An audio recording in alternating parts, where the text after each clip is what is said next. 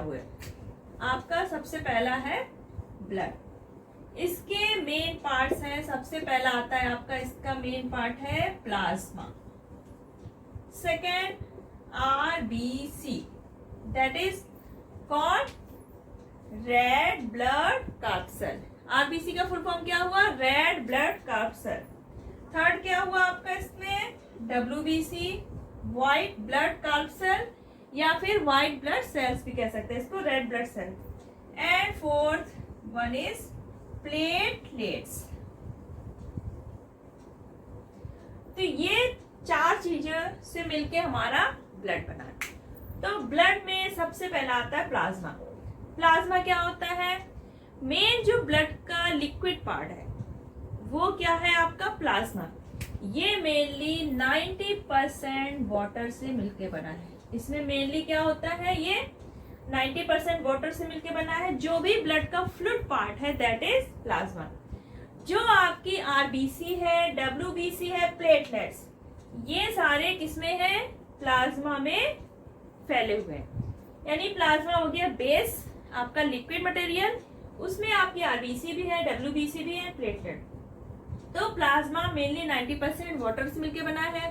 इसमें कुछ other substances भी होते हैं, जैसे आपका प्रोटीन हो गया, ऑक्सीजन हो गया, फूड हो गए, हार्मोन्स जो हमारी बॉडी में बनते हैं, और आपका वेस्ट मटेरियल जैसे यूरिया और CO2, ये सारी चीजें आपकी प्लाज्मा में हो गए। तो ये तो हो गया हमारा प्लाज्मा जो कि लिक्विड पार्ट्स हो गया। अब आता है आपका RBC। RBC यानी कि रेड ब्लड सेल्स या रेड ब्लड कार्पसल। मेन ये कैसा होता है? सर्कुलर शेप में होता है, डिस्क शेप में। इसमें न्यूक्लियस नहीं पाया जाता। RBC में क्या होता है? नो न्यूक्लियस, न्यूक्लियस इसमें नहीं पाया जाता। जो हमारी बॉडी में ऑक्सीजन पहुंचाने का मेन काम होता है वो कौन करता है? RBC। और RBC में कौन है? जो इसमें एक पिगमेंट होता है दैट इज हीमोग्लोबिन। तो RBC में कौन सा पिगमेंट हो गया आपका? हीमोग्लोबिन। हीमोग्लोबिन पिगमेंट RBC में होता है, जिसके कारण इसका कलर भी रेड होता है। और हीमोग्लोबिन ही होता है जो ऑक्सीजन से बाइंड होता है और ऑक्सीजन को बॉडी में पहुंचाता है। और आपका जो CO2 है वेस्ट मटेरियल सेल्स का, वो भी हीमोग्लोबिन से बाइंड होकर वापस हमारा लंग्स में आता है। लेकिन मोस्टली जो आपका CO2 है वो डिजोल्व फॉर्म में प्लाज्मा में प्रेजेंट होता है और प्लाज्मा में डिजोल्व फॉर्म होके फिर पहुंचता है लंग्स में। आपका थोड़ा बहुत CO2 हीमोग्लोबिन कैरी करता है, बाकी का रेस्ट आपका प्लाज्मा कैरी करता है। RBC की लाइफ बहुत कम होती है। मेनली कितनी होती है ये? 120 डेज। 120 डेज। अब इसकी शॉर्ट लाइफ का रीजन क्या है? फर्स्ट, इसमें क्या है? न्यूक्लियस नहीं है। डेली आपकी 3 मिलियन RBC सेल्स किल होती है बॉडी में, और इसका 4 टाइम्स आपका रीजनरेट होता है।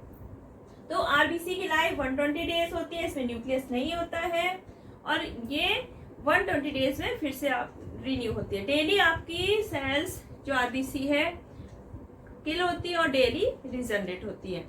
अगर कोई ह्यूमन ब्लड देता है, डोनेट करता है, तो बहुत ही जल्दी आपकी बॉडी फिर से ब्लड बना लेती है, जो कि हमारी बोन मैरो में बनती है। अब आता है आपका WBC। WBC यानी कि व्हाइट ब्लड सेल्स या व्हाइट ब्लड कार्पसल। WBC इनका जो नंबर है सेल्स का, ये RBC के कंपेयर में काफी कम होती है। इसमें न्यूक्लियस पाया जाता है, इसमें न्यूक्लियस आपका पाया जाता है। मेनली ये क्या करती है? WBC फाइट करती है इन्फेक्शन से और हमें प्रोटेक्ट करती है। अगर आपकी बॉडी में कोई एक्सटर्नल बैक्टीरिया या इन्फेक्शन पहुंचा है तो हमारी WBC क्या करेगी? एंटीबॉडीज बनाती है, बॉडी की इम्यूनिटी बढ़ाती है और इन्फेक्शन के अगेंस्ट फाइट करती है। तो यानी कि इनका काम क्या हो गया? प्रोटेक्शन। ये क्या करती है? प्रोटेक्शन का काम हो गया। इनके जो सेल्स है, न्यूक्लियस है, सेल्स का स्ट्रक्चर भी डिफरेंट शेप में होता है, सर्कुलर हो सकता है, ओवल हो सकता है, और जो न्यूक्लियस का शेप है वो भी वेरी करता है। अब आता है आपका प्लेटलेट्स। प्लेटलेट्स ये आपकी टिनी फ्रेगमेंट्स ऑफ सेल्स हैं जो कि बोन मैरो में बनती है। मेन इनका काम होता है कोगुलेशन ऑफ ब्लड, यानी कि अगर आपके बॉडी में कहीं कट हो गया, वुंड हो गया, तो यह क्या करेंगी, वहां पे ब्लड को थिक कर देती है और ब्लड को क्लॉट करने में हेल्प करती है, ताकि बॉडी से ब्लड लॉस ना हो। और इनकी सेल्स में भी न्यूक्लियस नहीं होता है, नो न्यूक्लियस।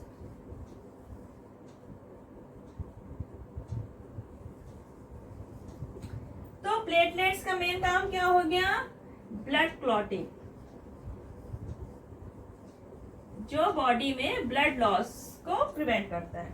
तो ये तो हो गया हमारा ब्लड के पार्ट्स, उनके बारे में। अब आपको पता होना चाहिए कि ब्लड के फंक्शंस क्या होते हैं। Now we comes at the topic function of the blood।